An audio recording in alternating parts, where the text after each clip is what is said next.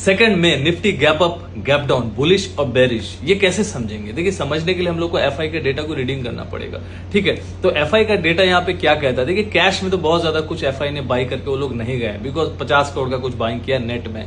यहाँ पे डीआईए ने थोड़ा सा बाइंग यहाँ पे किया है। ठीक है, मतलब डेटा बुलिश है, मतलब कैश डेटा की बात कर रहा हूँ। इंडेक्स डेटा देखा जाए तो एफआई यहाँ पे ऑलमोस्ट 5000 करोड़ का बाइंग कर, मतलब 5000 करोड़ नहीं तो उसको 5000 कॉन्ट्रैक्ट आप बोल सकते हैं, कॉन्ट्रैक्ट बाई करके गया, मतलब लॉन्ग में। और शॉर्ट में कोई एडअप नहीं है, एफआई का मैं बोल रहा हूँ। क्लाइंट्स यहाँ पे शॉर्ट में पोजीशन ऐड करके गए और क्लाइंट्स यहाँ पे लगातार शॉर्ट्स में ऐड किए जा रहे हैं। मैं पहले भी ये बात बोल चुका हूं कि एफआई कैश में बाइंग भी कर रहा है और उसके जगह पे क्लाइंट जो है, मतलब रिटेलर्स, जो छोटे मोटे रिटेलर्स होते हैं जिसको बड़े प्लेयर्स ट्रैप करते हैं, वो रिटेलर्स जो है लगातार शॉर्ट्स में पोजीशन बनाया जा रहा है। और यही रीजन है कि मार्केट जो है नीचे नहीं, वो गिरने से ही ऊपर चला जा रहा है। इसके पीछे का रीजन है, मतलब जब तक रिटेलर्स बेचते रहेंगे, मतलब वो लोग सोच रहे हैं कि गिरेगा गिरेगा, क्योंकि अभी वॉर का सिचुएशन चल रहा है, वो लोग सोच रहे हैं कि गिरेगा गिरेगा गिरेगा गिरेगा, आने वाले टाइम में भी गिरेगा, मई जून खराब रह सकता है। लेकिन एज ऑफ नाउ, अब वो लास्ट में होगा, मे एंड में होगा, नोबडी नोज, बट यहाँ पे डेटा जो है फिलहाल के लिए बुलिश है। कल के लिए हो सकता है बड़ा गैप अप हो जाए, तो बड़ा गैप अप हो जाए तो वहां पे 50 मिनट्स का फॉर्मूला काम आता है। और इसीलिए मैं सभी को बोलता हूं कि 50 मिनट्स का फॉर्मूला आप सीखिए, इंट्राडे में कैसे काम करना है वो सीखिए, डेटा प्रेडिक्शन को सीखिए। तो ये सारा कुछ हम लोग फ्राइडे क्लास में सिखा रहे हैं, वहां आपको सीखना पड़ेगा, समझना पड़ेगा। ठीक है, तो इंपॉर्टेंट यहाँ पे क्या रह सकता है कि बड़े प्लेयर जो है यहाँ पे लगातार सबको देखिए, कल क्या हुआ था, डाउ एकदम नीचे था। ठीक है, अचानक से लग रहा था डाउ तो खत्म हो गया, डाउ तो गिर गया, 2% 2.5% नैस्डैक गिर रहा है। हम लोग सोचे भाई हम लोग भी गिरेंगे, क्योंकि वो टाइम पे गिफ्ट निफ्टी माइनस चल रहा था। बट अचानक से क्या हुआ, अचानक से गेम पलट गया। कल पूरा डाउ रिकवर करके प्लस में आ गया।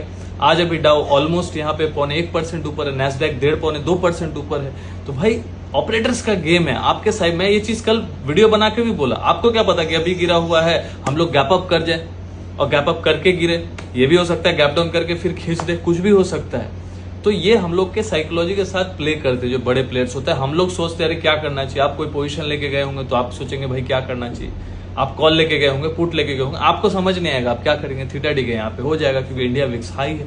तो इसीलिए मैं बोलता हूँ एज ऑफ नाउ, अभी देखिए वॉर का सिचुएशन भी चल रहा है, क्या होगा नहीं होगा, और आने वाला टाइम थोड़ा सा खतरनाक हो सकता है, थोड़ा भयंकर हो सकता है। ठीक है, बिकॉज इंडिया का जो भी सर्जिकल स्ट्राइक हो या कोई एयर स्ट्राइक हो, वॉट एवर इट इज, कोई ना कोई वो कदम लेगा। बिकॉज जो घटनाएं घटी हैं पहलगाम में, तो उसको लेके थोड़ा सा इस बार सख्ती दिखाएगा इंडिया।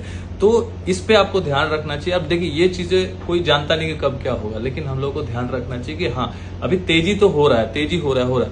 तो यहाँ पे मैं एक ही चीज बोलना चाहूंगा, जो लॉन्ग टर्म वाले हैं तो उनको कोई सोच टेंशन वाली बात नहीं है। ठीक है, लेकिन शॉर्ट टर्म लेके जो चल रहे हैं, ठीक है, टेक्निकल सही है, प्रॉफिट बुक करते रहना चाहिए। यहाँ पे ये नहीं कि मैं होल्ड करके रखूं। यदि आप ट्रेडिंग बंद कर रहे हैं तो हमेशा मैं बोल रहा हूँ कि यदि आपका 100 रुपए का टारगेट है तो अब यहाँ पे 70% भी आ रहा है तो लेके चलिए।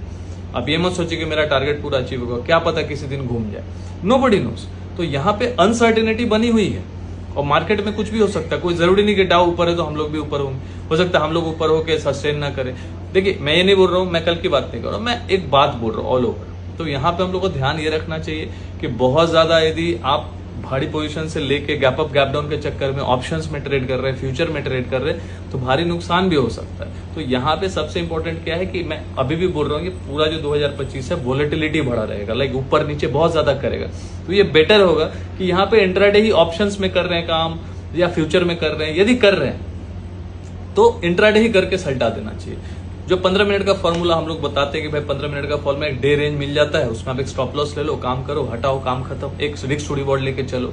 डेटा प्रेडिक्शन एक दिन पहले हम लोग एनालिसिस करके टेलीग्राम में डाल भी रहे हैं, और डेटा प्रेडिक्शन अब तो सिखा भी रही है। फ्राइडे को क्लास होगा कल, तो वहां भी फिर से डेटा प्रेडिक्शन पे बात करेंगे।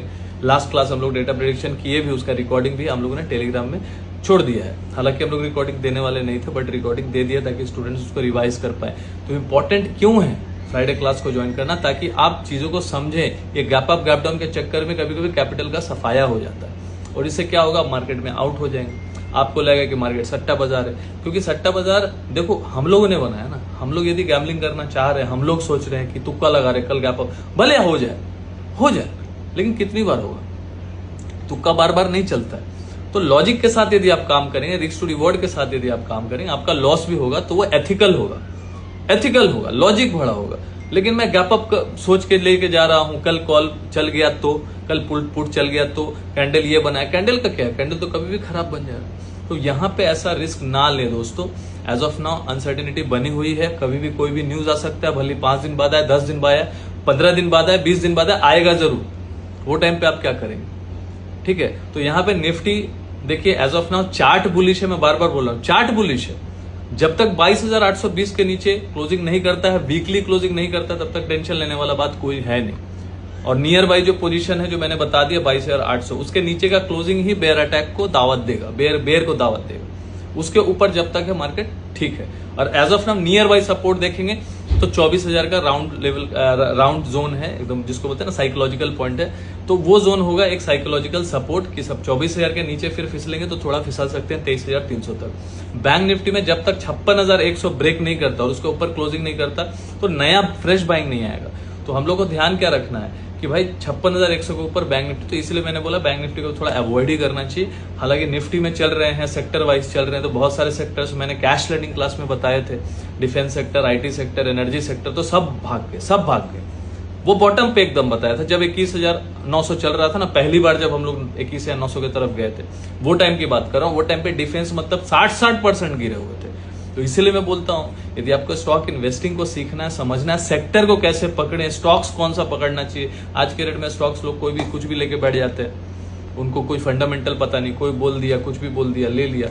उस चक्कर में क्या होता है, बाकी के मतलब मार्केट जब गिरता है और अच्छे स्टॉक 20-30% गिरते हैं, तो वो स्टॉक जो फालतू स्टॉक्स होते हैं 70-70% गिर जाते हैं।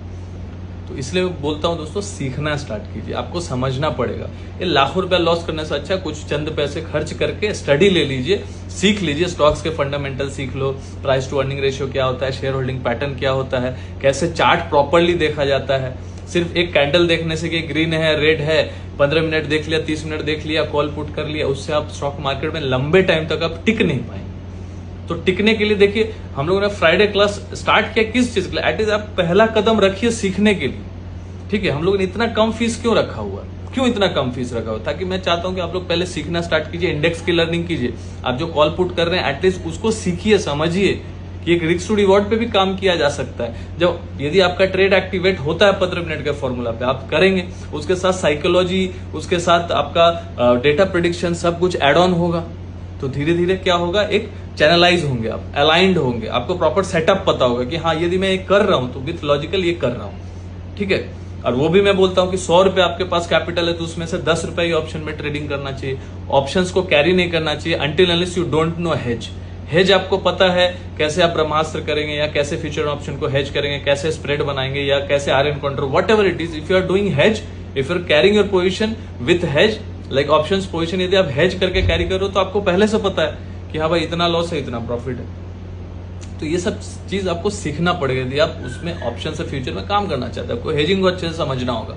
और यदि आप कर रहे हैं कि नहीं मुझे ऑप्शन में काम करना है, आप इंट्राडे कीजिए, काम खत्म कीजिए। स्टॉप लॉस है, स्टॉप लॉस है, प्रॉफिट इतना हो गया, रिस्क टू रिवॉर्ड, 100 रुपया दिया, 200 रुपया आया, काम खत्म, 500 रुपया दिया, 1000 रुपया आया, काम खत्म, रिस्क टू रिवॉर्ड पे काम कीजिए। स्टॉप लॉस लेना सीखना होगा। ये सब डिसिप्लिन से ही आप आगे बढ़ पाएंगे।